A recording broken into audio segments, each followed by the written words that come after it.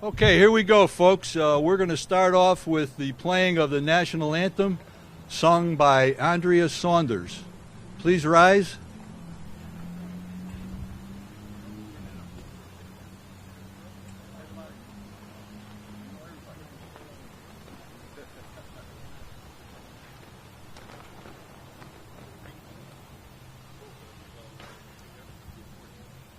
Oh, say, can you see by the dawn's early light what so proudly we hailed at the twilight's last gleaming, whose broad stripes and bright stars through the perilous fight o'er the ramparts we watched were so gallantly streaming, and the rocket's red glare, the bombs bursting in air, gave proof through the night that our flag was still there.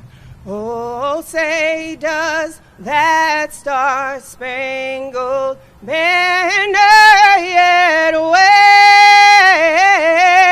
wave o'er the land of the free and the home of the brave?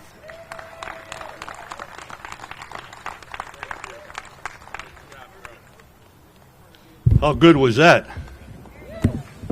Next up, the great pastor of the Basilica of the Immaculate Conception, for an invocation, Father Sullivan. Father, Son, Holy Spirit. In the Holy Scriptures we read, in the Gospel of Matthew, a city set on a hill cannot be hidden. Lord, we thank you for the gift of our beautiful city of Waterbury. In many ways, it's holy land and holy ground. We thank you for the gift of our leaders throughout the decades, for Mayor Leary and his staff. We thank you especially for our citizens, for all those born and raised in our streets and schools.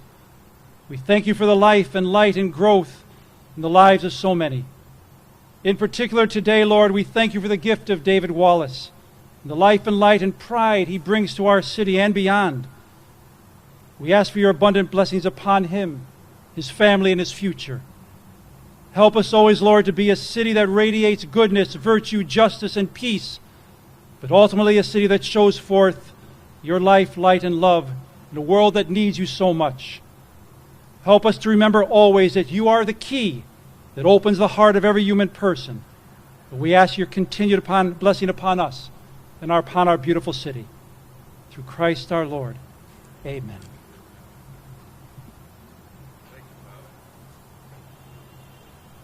Thank you, Father. So, any successful event, you can count that there's a pretty formidable committee, and this is no exception. And by the way, I got here a little early. It was so gratifying to see so many people shaking hands. I mean, bring a tear to a glass eye. But, you know, after 18 months in the House, it was terrific. It was heartwarming. So, if this goes half as well, it's a success. So, for the committee, the legendary, listen folks, and some of you people will agree with me because you've been there, Jimmy Harris, I'll argue, one of the top 5 best high school athletes in the city of Waterbury from 1950 on. You can put the other 4 people in there. Ray Brown, those of you who know, good businessman, solid guy, community-oriented. You ask him to do something, it's going to get done. All these guys, they're legendary. Formidable in bringing the Mickey Mantle League back here for several years. It's no easy trick, and having it be successful. When you hear the road team say, man, Waterbury, nice place. Look at his field. well, he had a lot to do with it. So kudos to him. Brian Hobart, another Sacred Heart guy, formidable athlete in high school. And can I say, there's a sheriff in town, and it's Brian Hobart. John Kelly, who you know at Blazes Chevrolet, I think a lot of people would say he's the engine. Is that a pun? He's the engine that gets Blazes going. I mean, everybody goes to Fritz, gets down to John Kelly, and then it gets done. Community-minded, he's liable to be anywhere, supporting a cause.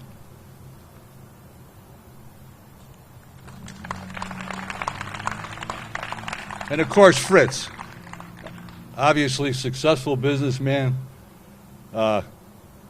basket passer at the Immaculate, and got to be the most generous guy the city of Waterbury has ever known.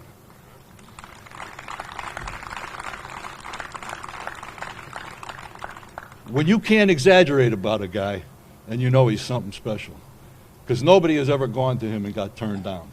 And you know, I liken it to the Bible. You give and get back tenfold. Boy, there's a classic example right there.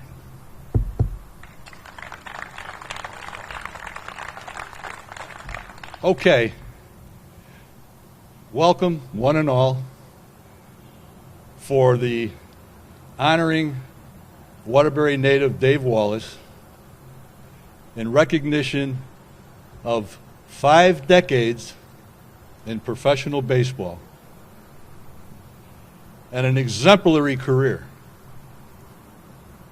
wearing a pitching coach hat, a minor league coordination hat, a big league pitching hat, a general manager,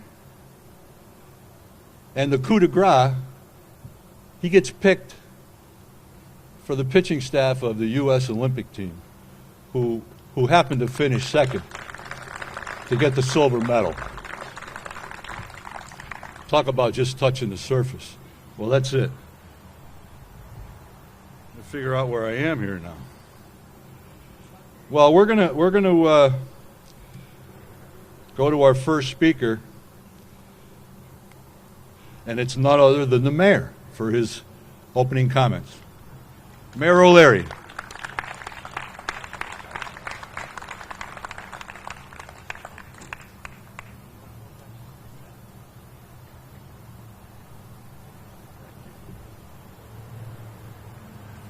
Good morning, everyone.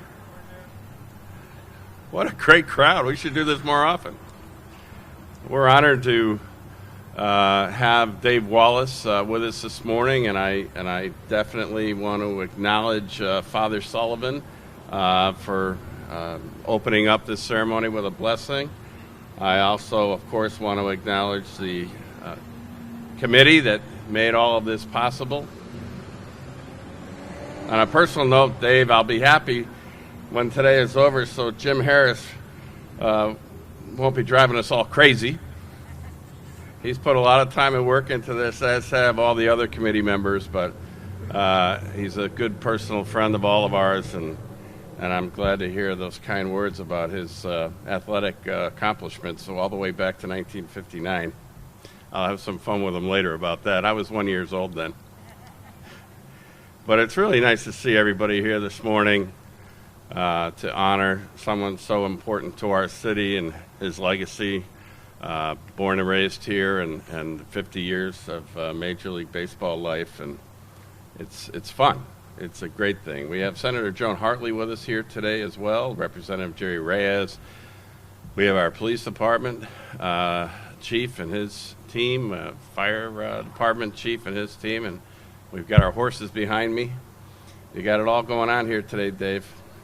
At the end of the day, this is a great honor for Waterbury as a city to be able to have someone as significant as Dave Wallace, who has led by example in so many different ways and impacted all of us here. We're all so proud of him. I had a few minutes alone with him right before this started, and we talked a little bit about his brother, Bobby, who was a good friend of mine and my father and all of ours, and the Wallace family, and they're all here today. It's nice to see them, and without Bobby, but he's in heaven looking down and smiling, so proud of his brother and his family. So it's a great day.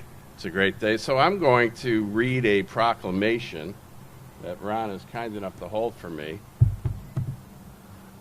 Thank you. And it reads, whereas David William Wallace is a former professional baseball pitcher and pitching coach who was born and raised here in the city of Waterbury. David attended Sacred Heart High School, was an outstanding athlete, playing baseball, football, and basketball. Whereas David was an accomplished pitcher for the University of New Haven's baseball team and inducted into the university's Hall of Fame in the year 2000. Whereas David began his career in professional baseball in the 1970s, pitching in Major League Baseball for the Philadelphia Phillies and the Toronto Blue Jays. As a pitching coach in Major League Baseball for over 20 years, David coached the Los Angeles Dodgers, the New York Mets, the Boston Red Sox, the Houston Astros, Baltimore Orioles. Dave won the 2004 World Series as a member of the Boston Red Sox. Whereas, I'm a Yankee fan, by the way. Whereas, at the 2020 Summer Olympics in Tokyo, Japan, David served as a pitching coach for the United States national baseball team. The team was awarded the silver medal. And therefore, thank you. I, Neil O'Leary, Mayor of the City of Waterbury, do hereby recognize David William Wallace on this 23rd day of September 2021 for all of his hard-working accomplishments and offer him the best wishes as he continues to be successful for many more years to come. God bless David William Wallace. Thank you. You want to present it to you? You want to do it now? Oh, we'll do it whenever you want. You're going to come back and you're going to end it, right? Oh, okay. All right. We're going to do the actual presentation. Ron is the boss here. We're going to do the presentation at the end of the ceremony. You tell him you got to make him stay. You know, Yeah. He went, okay, you got it. Perfect. Thank you, everyone. I'll turn it back over to Ron. Thank you.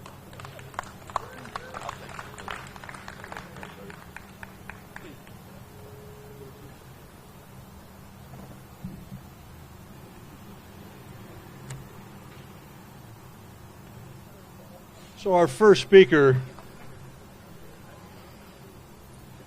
is Pete Morrissey, who, for those of you who remember, when you're 15, 16, 17 years old and you're starting out around here trying to get people out, you look out on the mound and you see Pete Morrissey, who's, like 5 years older. But it's like going to the armory when you're in 8th grade and you see these guys and you say, man, can anybody ever be that good? Well, that's the impression that he certainly gave me and many others. And when he put that Waterville AC uniform on with the pinstripes, man, talk about a role model. In a word, stylish. That's you. And Sacred Heart baseball coach, when David and I were around, Gary, I heard John Chero was coming, and if he came, include him as well. He worked with a pretty good staff. I mean, he had 3 guys that signed, and we had Johnny Bartholomew, who was a senior, and he was as good as anybody. So you must know what you're doing. Good job. Owner of the Big Top, had that 62 convertible come to practice, and he used to let us drive it around the block. Never forget you for that. Who at 16 years old is going to get in a brand new car convertible and drive around Huntington Avenue? Beautiful. Come on up.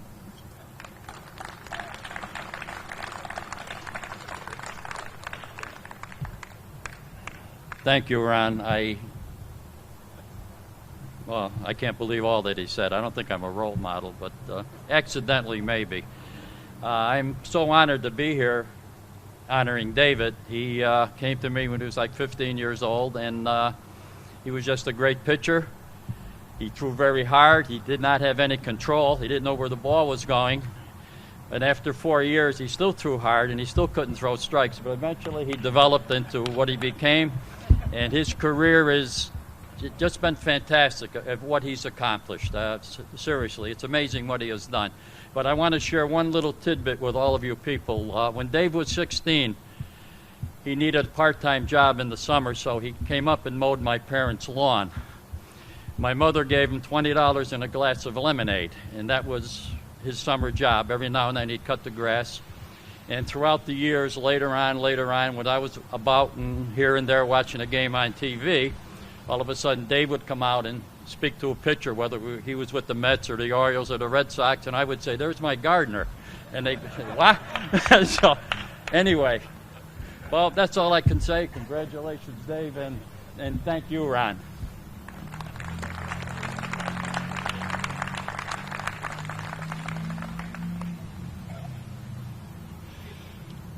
I don't want to embarrass Patty.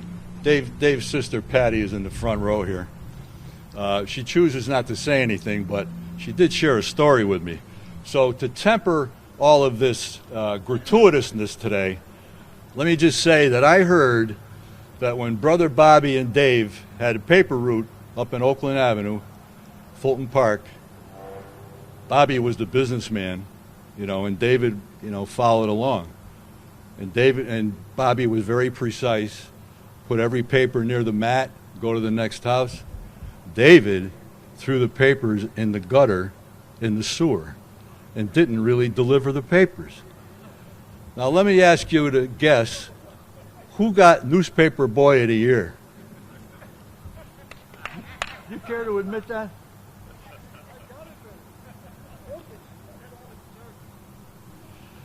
Okay, next we have Gary McKenna. St. Margaret grad, Sacred Heart, Providence College, signed with the Cubs, successful businessman, marathon man, at least until recently.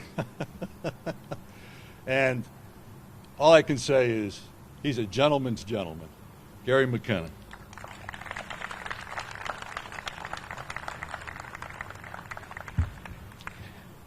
Good morning. I was lucky enough to play at St. Margaret's with Dave and at Sacred Heart.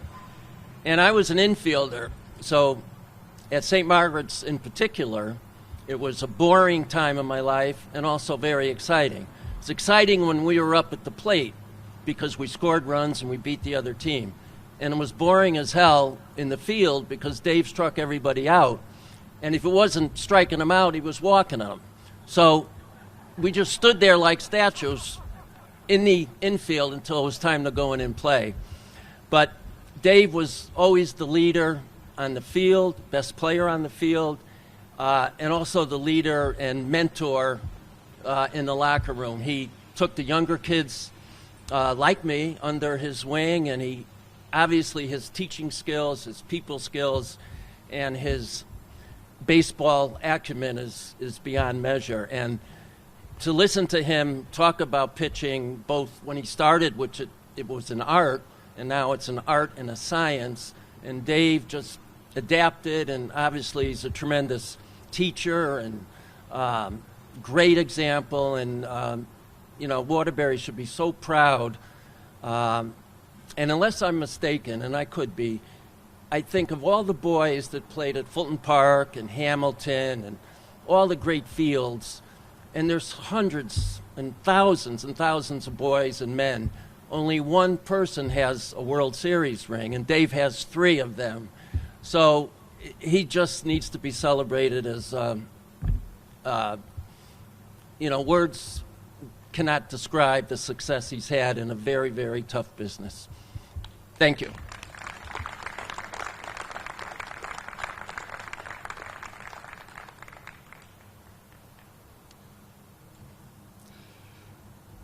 We tried to get some New Haven College representation. Unfortunately, our athletic director at the time, Don Ormrod, who, oddly enough, was at the Central Y here when I was 12 years old, like 1958. and he was actually the director of the Y. Well, a short time later, 6 years or so, he's the athletic director at New Haven College. And they had just started the program, a couple of years. I mean, they would play anybody they could play that would show up. At any rate, between Coach Vieira and Coach Ormrod, and I talked to him, he's in Texas, and I asked him for a sentiment, and this is what he had to say.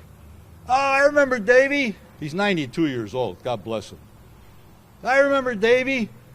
You know, they were giving us his name, and we had to go see him, so I went up there, and I watched him pitch up there. Oh, gee, he could throw. And you know, better than that, then I went to his house, and I met his parents.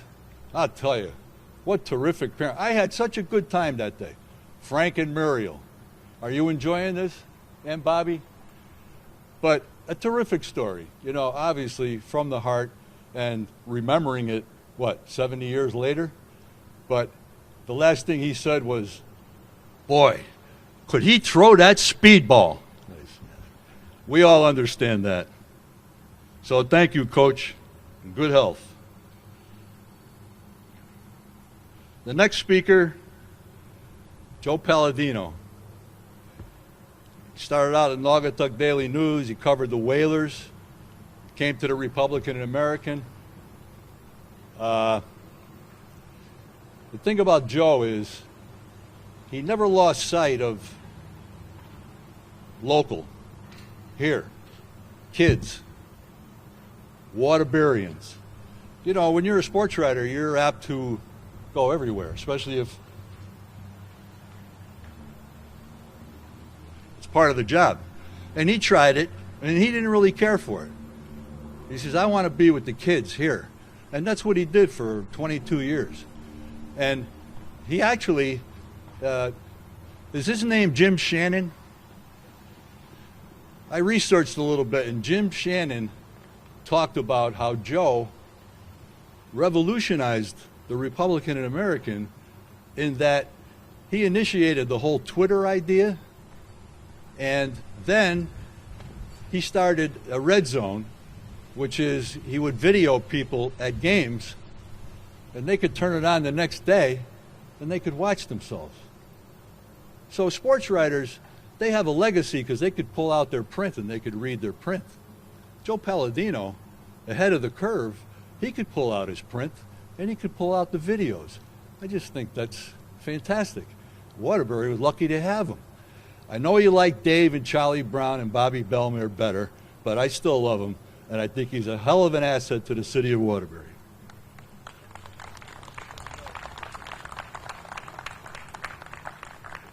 I was more the head of the change-up, not the curve. And by the way, every morning my copy of the Republican America could be almost anywhere. So Dave, you're not delivering papers anymore, are you? First thing I want to say, my wife looked askance at me when I put on my World Series Red Sox champions hat from 2004. I said, it's got all kind of paint on it. Thank you, Dave. Nobody handled the bullpen the way Dave handled the Red Sox bullpen in 2004, and it would not have happened otherwise. Dave and Tim Wakefield are heroes for life for me. To follow up on one thing that Ron said, my motto has always been, if you ain't from Waterbury, you ain't from nowhere, which usually annoys people. So I tend to think if it didn't happen in Waterbury, it didn't happen. So one of the things I did in the summer times when high school stuff stopped was look up obscure baseball stories with Waterbury connections, something no one knows about. And I found one last year. Unfortunately, I had been retired, and I never got a chance to write it. The story encompasses two people that are here today. One of them, Dave, of course. Last August 2020, the wonderful columnist for the New London Day, Mike DeMauro, sent out in social media, MLB history is happening tonight. Two kids from Fitch High School are pitching for the Kansas City Royals. Matt Harvey, teammates, not just alum of the same school. Matt Harvey started the game. Jesse Hahn relieved. Is it the first time in Major League history that two high school teammates pitched back-to-back? And I thought to myself, Mike, are you clueless? Once again, if it ain't happened in Waterbury, it ain't happened. So I immediately went to Retrostat, which has every box score for like 100 years. And I spent hours, this is last August, and I found the game. Okay, I just drew a blank. August 6, 1973. Dave Wallace pitching for the Phillies in San Diego. And in relief comes Ron DiOrio. Ron, was that your debut? Yeah, but it was August August 8th. 8th. Well, retro sheet is wrong then. And I just want to say, because I was an expert in hyperbole. I lived for hyperbole. When you walk to that mound, for the first time in Major League Baseball history, two kids who were high school teammates pitched in back-to-back innings. And the same inning. Well, you pitched, did you go to the next inning? He did bail you out. I'm not going to talk about the line in that game, although I could. He got the hook. He did. He gave up a few, well, never mind. Now, unfortunately, we can't prove that it was the first time. I don't really care about proof. What do I care? I can almost say without question that is the first time that two people who were teammates in high school and teammates in college, because, you know, baseball players are not the sharpest knives in the drawer. All apologies to all the great players that are here. Teammates in college. Now, you aren't the only ones, though. Rick and Paul Russell did it a few years later for the Chicago Cubs, but that really doesn't count because they were brothers. Of course they were at the same high school, though they did go to the same college.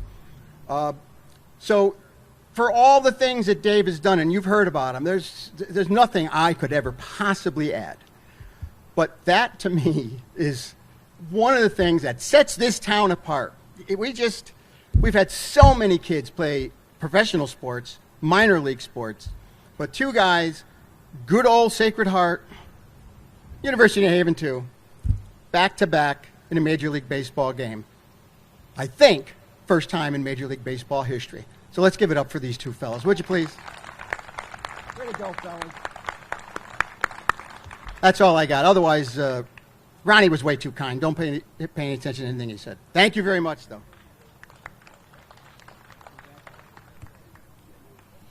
I told you didn't like me. You stole my thunder. I was going to tell that story. Okay, more from New Haven College. I got to put my glasses on because this is some funky font. Congratulations on your special day. The key to the city. What a great accomplishment. I'm extraordinarily proud of you, but I'm not surprised. As we know, we are used to open doors on many things and different ways. It is fitting this day that you, in turn, receive a key because you have opened many doors both on and off the field for many people.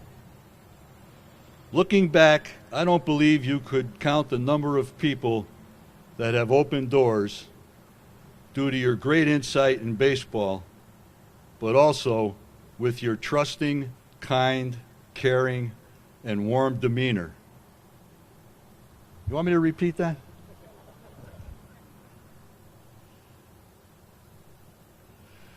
We've become friends and teammates in September of 1966 at New Haven College, some 55 years ago.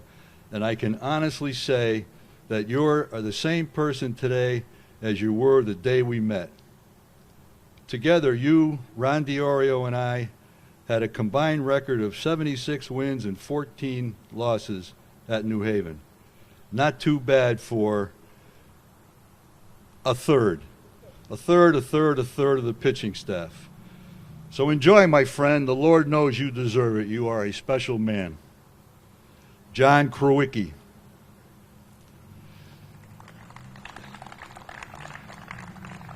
Dave and I were sophomores, and Krawicki came in from Schenectady, came in like this.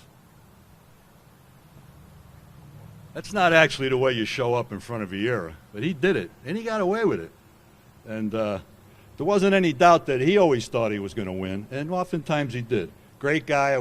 He just missed it by 2 days.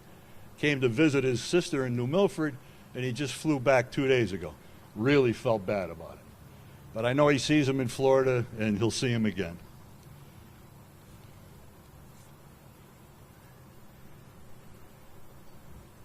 So, it's 1978, and it's a year that we both stopped pitching. So our careers were over. So Dave came to my apartment on Holmes Avenue, oddly enough. You know, ball players, they're always in and out. Anyway, we're sipping alcoholic beverages, and we're talking about what's going to happen. And I said my piece. I said, I think that's it, Frankly, I'm tired of getting rejected. I don't want to write another letter. I got to go home and prove I could do something else. So it was Dave's turn, and he said, I'm not going to pitch, but I don't think I want to leave the game. So I think I'm going to call Dallas, which is Dallas Green. He was our guy in Philly. And I'm going to ask him for a job. Well, in the interim, our mutual scout, Dick Teed, when he heard about it, said, Dave, hang on a minute. Let me call L.A. Let me see what's going on. The next phone call, before you call Dallas, fly out to L.A. They want to talk to you. Well, they talked to him. He came home. He got a job. So he became a pitching coach in the minor leagues. Now, that's how it started. But what's unique about this, because anybody that knows anything about baseball, the Dodgers are the Dodgers. They are the creme de la creme, decade after decade. They might not always win, but they're a solid organization. And David learned from the best. I mean, when one of your best friends is Sandy Koufax, how much more do you have to say? And look at all the guys he's had. But anyway, he starts as a Dodger. And what that means is that foundation got laid. And what it also means is, like anything in life, little things can turn into big things. And I want you to hold that thought as we go along. Now, what's an example of that? He tells me one year, like in 1980, yeah, well, so we got this kid, Sid Fernandez. Remember Sid Fernandez? Big left-hander with the Mets in the Dodgers? Well, he doesn't speak English very well. So I go to his apartment and I help him balance his checkbook. I said, what? Are you kidding me? Yeah, well, do you think Sid Fernandez doesn't appreciate that? Looking back at that, he didn't know anybody, and Dave steps forward like that. I mean, that's what David did, and that's the measure of his success. You probably have never heard of a guy named Stan Wozniak, who was a Dodger coach before us and during our time. And I think David can attest to it, because he did the exact same thing. You got a young kid flying in to his first home away from home, wherever he was playing, and Stan Wozniak would be at the bottom of the stairs of that plane. Dave, nice to meet you. Come on, we're going to take you. And that's how you got introduced to the Dodger organization. From the pure white uniforms to the amazing success they've always had, to the attention to detail. I mean, there's no escaping it. There's no other organization, certainly not then, that could even come close to that.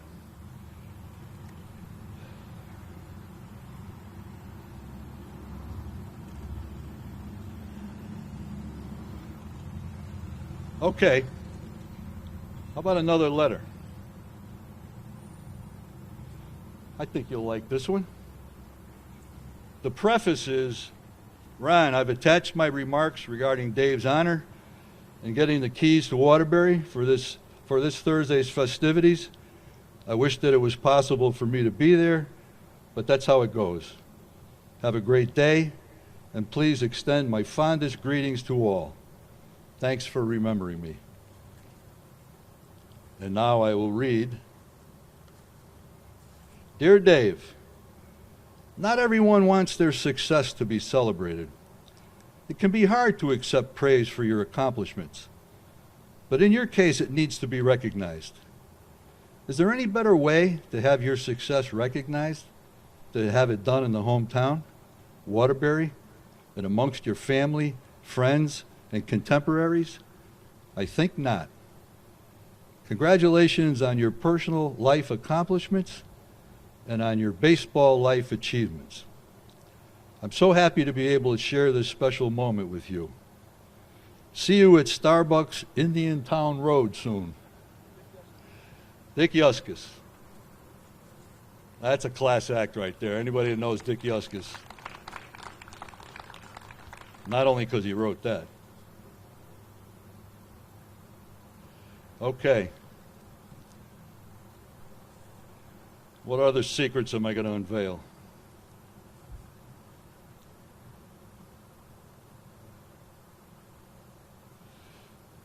We have, so now it's 1975, and we're both in Toledo. We're playing for Jim Bunning. No easy trick. And, you know, we had both gotten to a certain point, and actually, when you think about it now, we're both fighting for the same job. You know, we're bouncing here and there, and, you know, in those days, if the pitching staff had 3 rotations in the course of the year, that was something. Today, I can remember 2 years ago reading that the Minnesota Twins used 26 pitchers by the end of July in 2019. We could have pitched forever. You're going into your AAA staff, you're going into your AA staff. Talk about room for opportunity today. It's unbelievable. Can you give me anything? Anyway, so the thing about Bunning was, he was a perfectionist. I played with him for 2 years. But the thing about it is he took to Wally. And I suspect that Wally took to him too. And knowing Dave, and, you know, there's the physical side about throwing that speed ball, and then there's the cerebral side. And David always had that. And it's been proven. Just look at the resume. But Bunning took him. Now, you know, pre-Bunning, Dave is like, whoosh, ball 1, strike 2, ball 2, strike 2, ball 3. So that was his life up until then. Bunning took him aside and refined him. In a word, he refined him. He converted him from a pitcher, from a thrower to a pitcher. Most people don't learn how to pitch. I'm sure he can tell you that. But he worked with him all year. And instead of that whoosh and the hook, he helped with the slider. And so that really changed things around because he became very effective, got him to the big leagues. For my money, Bunning got him to the big leagues because of spending time with him and making those points. And David being receptive, which he always is. He's always trying to learn something new. And maybe he'll tell you analytics is the next thing. But anyway, Bunning had so much to do with his success to where, if you go to Fulton Park when we're 18 and Father Frank is on the rock, right, next to Mr. Lawler and my brother Charlie and a few others. But, you know, it was the thrower. It was the thrower. But then all of a sudden he became the pitcher. And it not only served him well, but it just opened up the door that there's so much to learn in this game. And my God, has he proven that. So that's Jim Bunning. I will say, you heard about me getting called up August 8th. David was already there, and we had our outing, and we're both taken out of the game. It's like the 8th inning then. And Danny Ozark comes up to me and says, you can go in the locker room. I said, okay. And I didn't move. So he goes down the end, he comes back again. It's like, you still here? You can go ahead. And, you know, where am I going? I'm watching a major league game from the dugout. I'm not going anywhere. Well, the third time I went, because I just got here. I don't want to screw up. So we're in the clubhouse, and it's Dave and I and Jim Lomborg. And so, I mean, you got to know Jim Lomborg. I mean, the best diplomat baseball ever had. Quality guy. And who comes strolling through because he's not pitching? Steve Carlton. And him and I are like, are you kidding me? I'm looking around. Are you kidding me? Well, I'll tell you what. The second part of the story is a lot funnier, but I can't tell you. So, sorry about that. So back to Toledo. He and I don't know if you remember it, he and I get a cab from the hotel, and we go to Graceland. It's got to see Graceland. So we go, and it's a compound. It's all walled in. So it's on four corners. So we're on the side street, white wall about 12 feet, and it's tree lined. So what do? We climb the tree.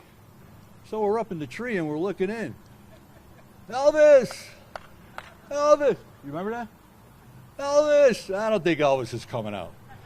But I'll tell you who came out. About 5 dogs. Holy shit! Down the tree, ran down the corner, and got the next cab we could get. I'm glad we did it, but it was a little harrowing. Certainly a nice memory. I want to tell you a little thing about Charlie. We're talking about this coming up. He can tell you a lot. But we're in spring training, and my brother says, I'm behind the Carpenter Field. I'm behind the plate. And David comes up to bat. And a fella named Tom Timberman, right? Tiger? Well, he was with us in Philly. He was in AAA. Anyway, he's trying to make the team. And he was a big, burly guy with handlebar. He was intimidating. And here's Wally with that beautiful stance he had. And Charlie says, Timberman threw that heater right in there, and Wally just turned that right around, hit a bullet between short and third, and Charlie says, Charlie's seen a lot of baseball. And Charlie says, it's the first time I ever saw a ball hit so hard that it curved to the foul line. So, I mean, to me, that's a great story. I mean, just to remember it is a great story. Anyway, needed to share that. Okay.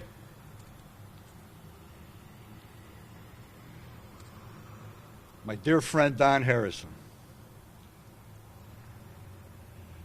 He started in the Herald Tribune, right? New York Mirror, with Waterbury native Dan Parker, right? Talk about learning the right way, getting a foundation.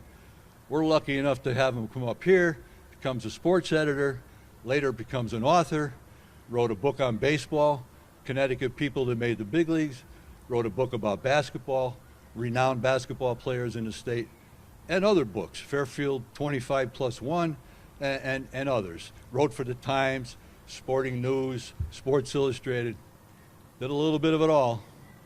Anyway, founding editor of the Greenwich Citizen, right? And I think that didn't happen twice, but something happened twice, and I don't know what that is. But anyway, but beyond that, it's our relationship. I mean, I'm 16 playing down the Armory, and Don is covering the game, and you know, for one reason or another, we meet and we talk, meet each other for the first time, and then that just built, you know, through high school, and then we went to college, and he was right there. He followed the basketball team, he followed the baseball team, gave me every consideration possible. Now, I sign, and I'm going away to Walla Walla. You know where the prison is? So before I leave, he says, I want you to tell me when you pitch, you know, so we can. I said, well, yeah, you know, like I call you every couple of weeks. No, I want to know every time you pitch. I said, well, Don, it's cross country. That's Washington. I mean, can't do it. Well, I did it. At least I did it for a while. And you should see what he could do with one scoreless inning and a loss. Like, all the other details were peripheral, you know? But Ron Diora pitched a scoreless inning in the 7th in a 3-1 loss. Man, is that a friend or what? I can't say enough. But it got Our relationship got so bonded that when he married, I was his best man. And when my first daughter was born, he was her godfather. And that was 44 years ago. So our relationship spans, I don't know, 55 years or so. Don Harrison.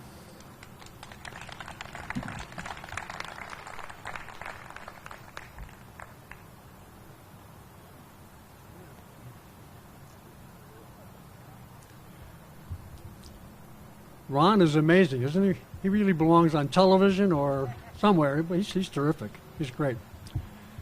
First, Dave, congratulations to you on such a wonderful accomplishment. You really made your city proud. Very terrific. Just a few Dave Wallace stories. I remember meeting him, believe it or not, 55 years ago. 55 years ago. He just graduated from Sacred Heart High School, and he was going to sign with the University of New Haven. Sorry, I guess it was New Haven College then. So he's dressed in a sports jacket, a tie, looked very serious, very solemn. Remember? And he comes into the Republican American newsroom for an interview with a young sports writer, me.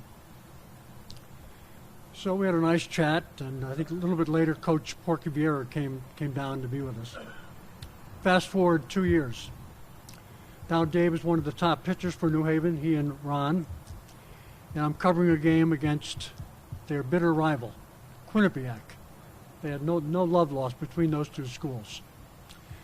And Dan Gooley, you may know the name. He became an outstanding collegiate coach. He's the mound rival that day.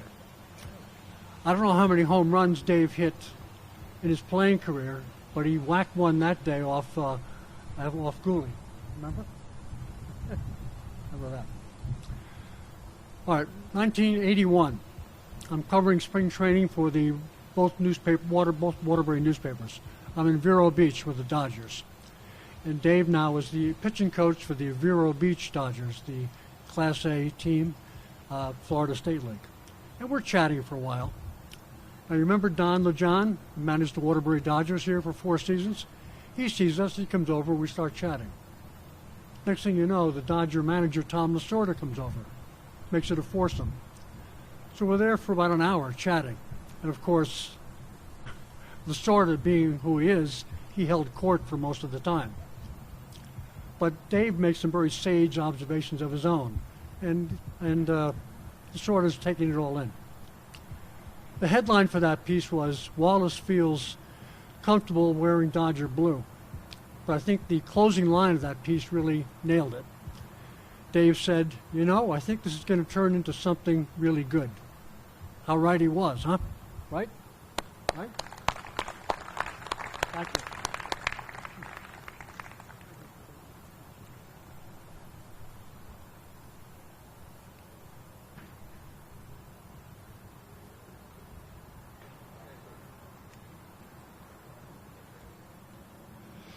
More New Haven College.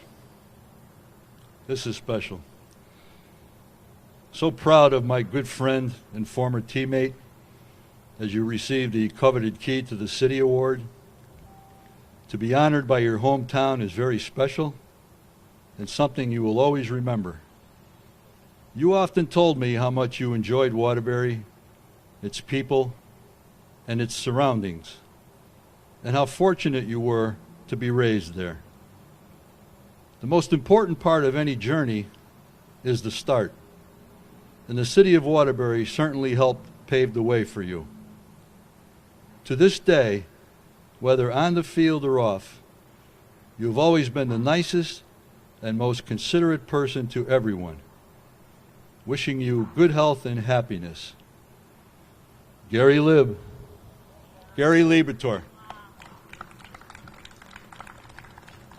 I know there's somebody here that doesn't know who Gary Libator is, so I have to say he scored 3,176 points in 4 years without a 3. So, I mean, what that would translate into today, I don't know, it's like a world record. Actually, I mean, I think he still ranks like all time, top 10 anyway, right? If not more. And I don't know how you can beat that anymore, you know. They don't hang around 4 years anymore. Okay. I think we have one more letter. Ah.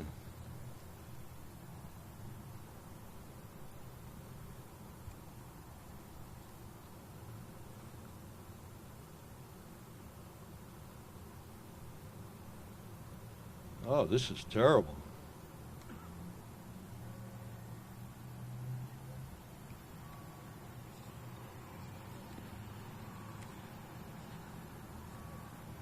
Sorry. Okay. Well, it's addressed to the office of the mayor of Waterbury. Unfortunately, because of a family health problem, I'm unable to attend the ceremony honoring Dave Wallace. As a player, a coach, and athletic administrator for 20 years at the University of New Haven, I would like to express how proud we are regarding Dave's accomplishments in Major League Baseball. One of his outstanding features was his communication skills with his pitchers. Another feature was the compassion and the respect he exhibited with them. You could tell after he spoke with them on the mound, they seemed to have additional confidence based on his advice. Also, due to the success of the Major League Baseball teams that he coached, it is quite evident of his knowledge of the game and that he was a proven winner. Or as they would say in New Haven College, a blue chipper. Took a long time to wear that handle. Congratulations, Dave, for a well-deserved honor. Johnny Ankle Larry.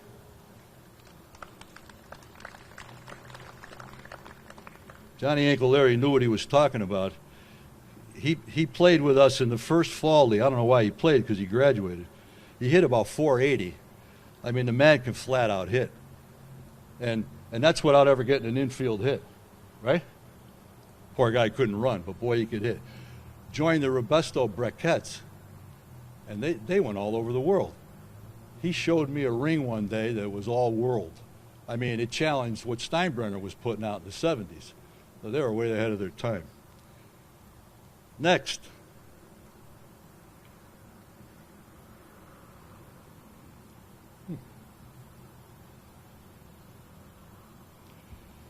I got everything all jumbled up now. Terry Tata, 27 years, Major League umpire. You know he was on What's My Line in 1961? How was Dorothy Kilgallen looking in those days? He was 21 years old and reputed to be the youngest professional umpire in the country. So that's pretty cool. 4 World Series, 7 Championship Series, 3 All-Star games, 5 no-nos.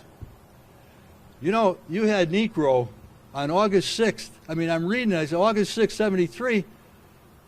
2 days later, we're doing what we're doing. So, and I know you saw me, and I know you saw him. That made it nice. Made it nice.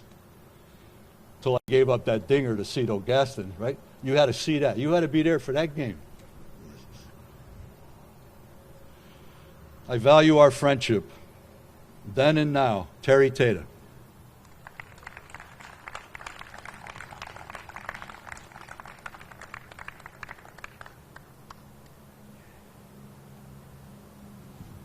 Thanks, Ron. Mayor O'Leary, Reverend Father, distinguished guests. What a crowd. What a nice day. David, congratulations again. It's a long way from Fulton Park, St. Margaret's Grammar School, but I got to take you back to one night at the Vet. It's my first year. It's your first year, obviously. And the Padres were in town, and they had an outfielder by the name of Dave Winfield. You know how big he was. And Dave was throwing the ball pretty good. He had a little bit of a hop on it. He had some zip. I mean, he had some giddy-up. He really, he really was impressive. When Winfield gets in, he rips a single to left field. Next hitter is Kendall, the catcher. Fred Kendall, whose son eventually became a major leaguer. He hits a double into the left field corner. Winfield scores. They walk the next guy. With that, Ozark comes out and gives him the hook, and that was it. But he pitched one game. But I'll tell you what, his fastball was alive. The other incident I had with Dave, we're in Colorado. He was the pitching coach for the Dodgers. And I'm over near the dugout. I don't like to go near dugouts because you could always, somebody's going to say something out of whack, and you may have to pull your authority. So I had to pull a fast one on Dave. Dave's standing there in that stoic look like he would stand, you know, the way he would stand. And the dugouts in Colorado were kind of large. They were opened up. And he's standing there. And I says, and you, one more word out of you and you're gone. He looked at me. He didn't know what the hell to expect. You're not going to throw me? I stopped. We're from Waterbury. Are you kidding me? What a tribute, Dave. You really earned it. I mean, 50 years. Are you kidding me? And going through, you know, all the trials and tribulations and capping it off with the Olympics. You should be proud of yourself. We are proud of you. Everybody should be proud. Dave, congratulations again.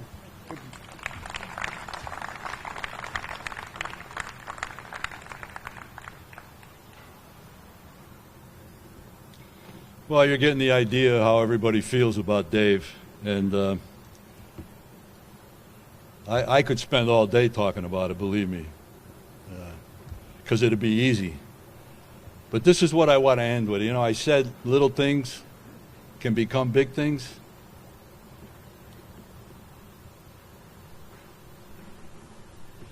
I had the good fortune, because of Spec Shea, he called me up one day. He says, hey, Diorio, you play golf? And I said, yeah. He said, you want to come with me? I'm going down the line.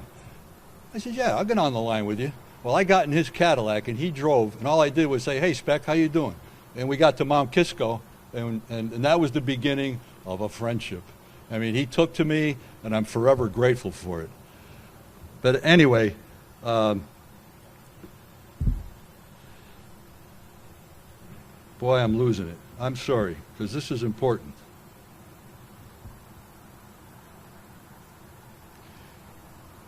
So that, I mean, I don't know, that was, pick a year, 1980. I mean, I did it for like 30 years. Certainly well after he passed. But that led me to get on one list to another. So I'm invited to Mel Stottlemyre's tournament. And it's like, can I even show up for this? Are you kidding me? I mean, it's one thing to go to Mount Kisco. But well, anyway, I went. And I went for 3 years while he was still a Yankee manager. Well, coach. So he writes a book. And so he gave all the guests a book and he autographed it. So I go home and I'm reading it. I get to the middle of the book and it's a chapter about how he has a run-in with Steinbrenner because he wants a little more money and Steinbrenner's not giving him any consideration and he's wondering if he should walk and, you know, what am I going to do here? I mean, you know, this isn't right. And I'm telling you, the sentence in the book said, all I wanted was to be considered with the likes of Dave Wallace and Dave Duncan. Do I have to repeat that? Dave Duncan was the first legitimate pitching coach in baseball, at least to my knowledge. He was a catcher. And I'll let David say what he thinks about him. But when you can write a letter, when you can write a sentence like that, Mel Stottlemyre, I mean, a Yankee's Yankee in all respects, in all facets. I mean, that's it. What else can you say? I'm proud to be his friend, and I'm truly happy for his success. Indescribable. So I'm going to leave you with the mayor, who is going to make his remarks. Now, by the way, have you ever seen so much paving and milling going around? Is this an election year? But under his watch, I mean, he hasn't raised taxes in, I don't know, 6 years. He's got a surplus in the budget. And, I mean, and the credit rating is as high as it's been in years. So I think the guy's doing what it takes. And frankly, I think he could have the job for as long as he wants it. Mayor O'Leary.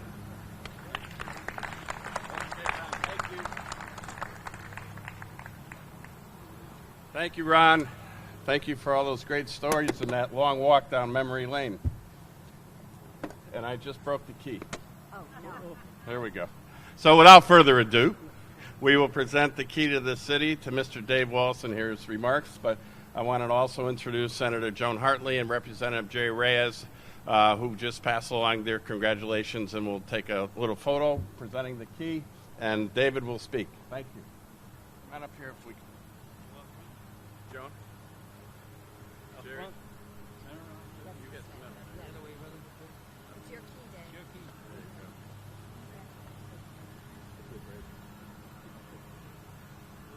Okay, thank you. Microphone is yours, sir. Okay, thank you.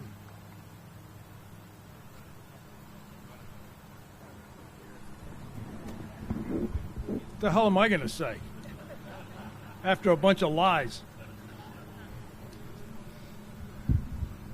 Mr. Mayor, Father, Fritz, and other distinguished guests, Jimmy, thank you. I'm a little shocked because I'm surprised. Jimmy called me a little while ago, said what was happening, and I just said, "Oh, that'd be good. You know, we'll just get down there, shake hands, and to have this kind of turnout, and to see the people that I've seen and didn't recognize and didn't know who it was, and they had to reintroduce themselves. It's been heartwarming, hard to explain, and I've don't often find myself stuck for words, but I really am. When I found out I was coming down, I wanted to come a day early to spend time with Jimmy and Ronnie, Gary, Pete, guys that have been in contact over the years, even though I haven't been around, and take them to dinner and express my appreciation. So thank you for coming with me last night, you guys. I appreciate it. And then the one guy I hadn't heard from in a few years, and I used to hear from him all the time for tickets. And I'll give everybody in here a guess who it is.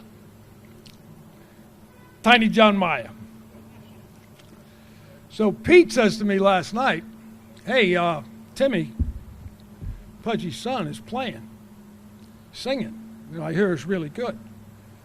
He said I think he's up at Western Hills, and we were over at San Marino. Is that right? And I said, "Man, if Pudgy's there, I got to take a shot." And I went up. And for those of you in the city that know him, Doggy, how he managed in 2004 to be in our clubhouse after we won the World Series, that son of a gun is really good. But Pudge, I can't express. You know what I mean?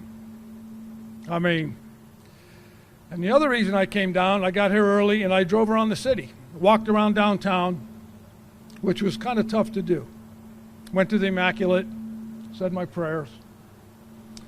Drove up to Fulton Park, drove around the old neighborhood, Andy, went up Oakland Avenue, Lexington Avenue, Fulton Park, stood on the mound like a dummy. I went up, tried to be nostalgic, and it's still too high, by the way, so that was great. Got up this morning, met a couple guys for coffee, and then to come down here and see this and hear all this stuff. Again, it's hard to explain, but I can tell you this. Everybody said it. This gave me the foundation. When we were playing baseball in the city, there were some good players. Elmer. How Elmer didn't play somewhere, I don't know. The Zalskis family. You know, everybody. It was just a crazy baseball town. And Jim Spahn, who I cannot stand here and mention anything about baseball besides mentioning Jim. I know one thing. My dad sat on that porch, and Jim said, Pudge, I think I'm right. Here comes a big black dude up in a convertible with a hat, and it's Harold Pittman. And he said, Mr. Wallace, give me $10. You got 10, if you won, you got that 20 back. So that's the kind of guy Jim was. He said, just go get me that white boy, throw that ball. And as everybody alluded to, I didn't know where I was going. And I'm going to make a, and this is kind of a off-target remark. That was the 60s, right? We didn't care who mattered then. We were together, man. We were playing the Puerto Ricans, the blacks, the whites. We were all together. What the hell's going on? Tell me when it didn't matter. I won't. Anyway, back to the, but the other thing that was mentioned, Catholic upbringing. I think the best thing my dad ever did was send me to repeat 7th grade from Kingsbury to St. Margaret's. I was a year younger than everybody. Went there, got that education, was going to go to the public high school. Father Blanchfield asked me to come to Sacred Heart. Great move. Catholic upbringing. Parents.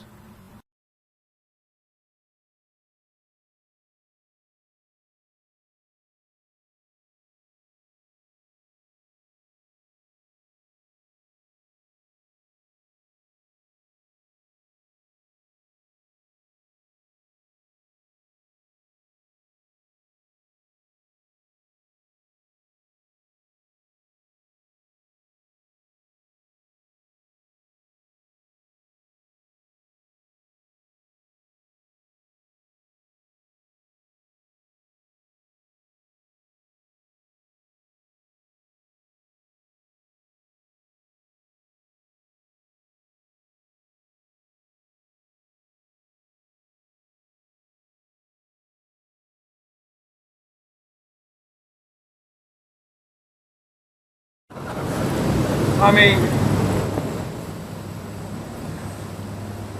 remember Augie? I mean, right? Augie over here, Guglielmo, Terry. Remember Elmer running balls down, playing shortstop. The only thing about Elmer was he was so quiet. But it was a great, so fortunate. This town supports sports very, very well. It allowed all of us a unique avenue to find our way. And we found our way, blessed by the Lord above, and hard work, and good breaks, and tough times. Pumped gas for 17 years up in Massachusetts in the off-season before self-service. Substitute taught in school. Tried in the off-season, right, Terry? You had to try to make an extra nickel because you weren't getting paid. Ronnie talked about Jim Bunning. Jim Bunning was damn near blackballed from the game, as you know, Terry. Jim Bunning and Robin Roberts in 1960 started the Players Union Association.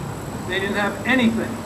And Jim was threatened by the owners, and so was Robin, that if they started this, they would be released and they'd go home. Correct? That's what happened. Marvin Miller was hired. Baseball's turned into what it is today. It is big business. Okay? And I was fortunate enough to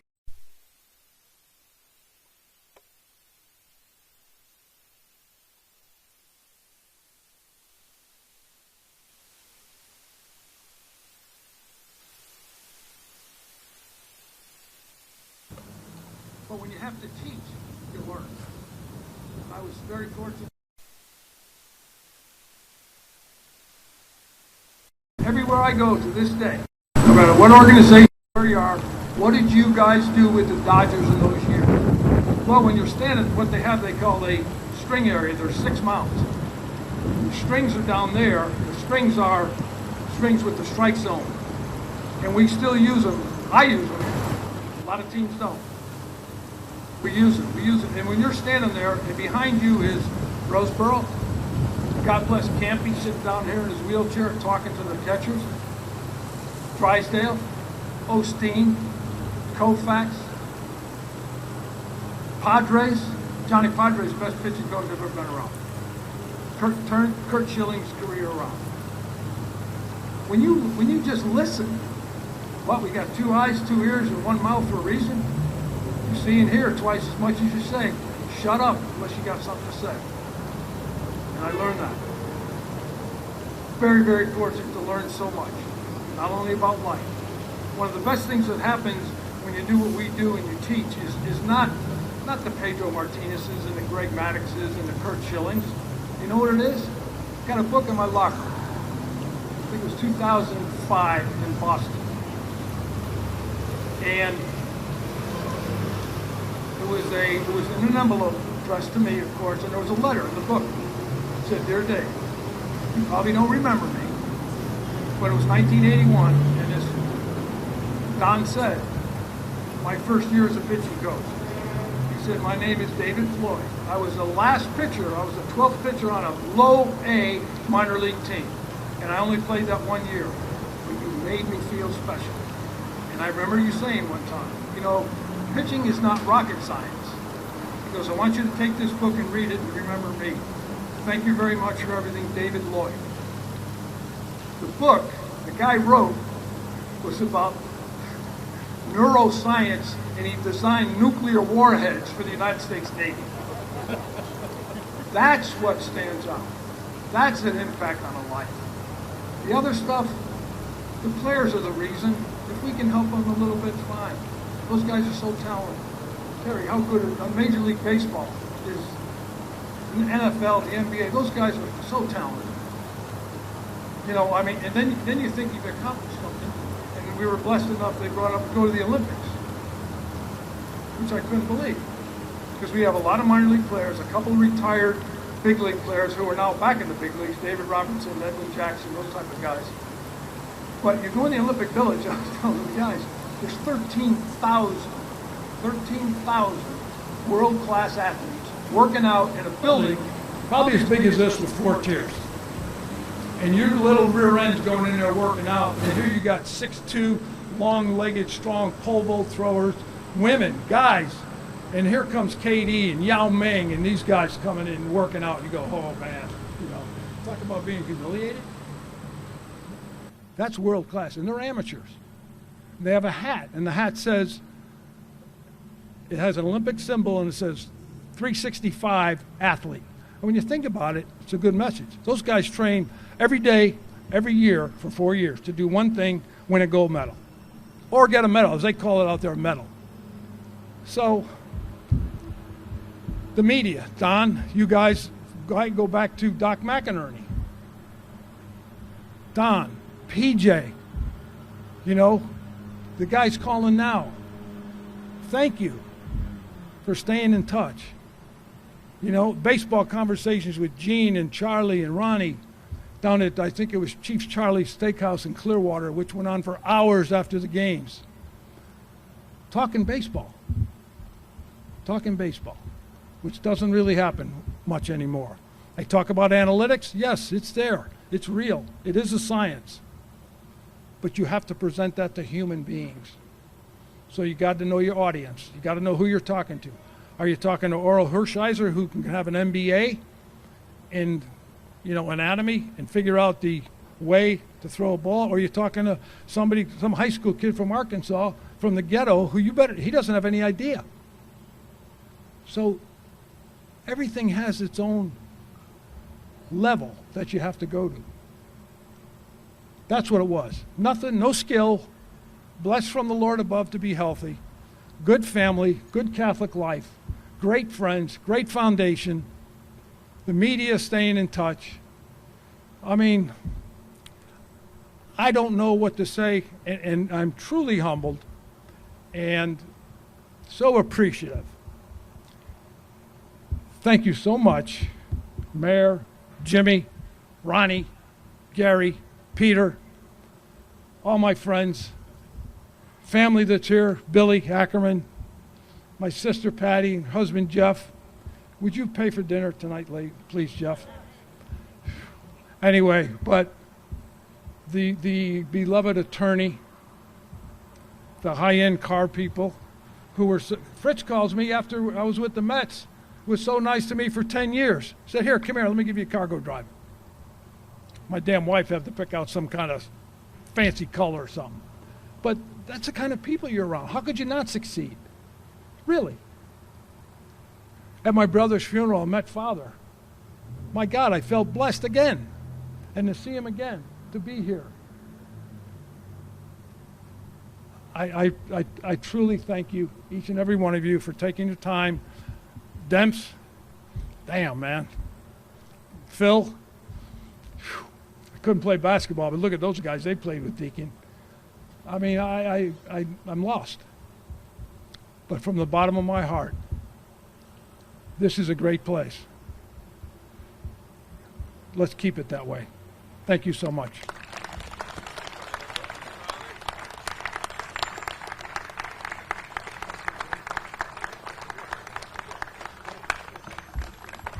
On behalf of everyone here, Fritz Blasius would like to invite everybody to the Country Club of Waterbury up on Roanoke Road and have some lunch.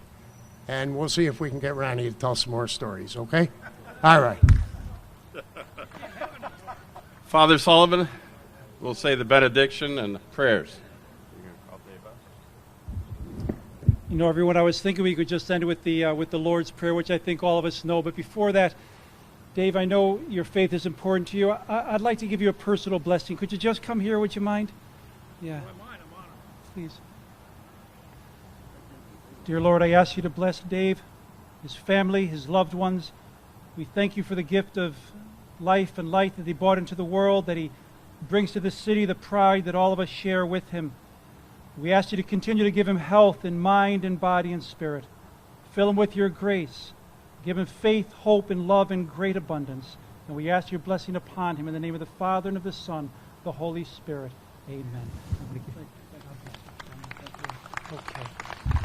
And we'll end with the Lord's Prayer. Our Father, who art in heaven, hallowed be thy name. Thy kingdom come, thy will be done, on earth as it is in heaven. Give us this day our daily bread, and forgive us our trespasses, as we forgive those who trespass against us. And lead us not into temptation, but deliver us from evil. Amen. God bless to all. Thank you.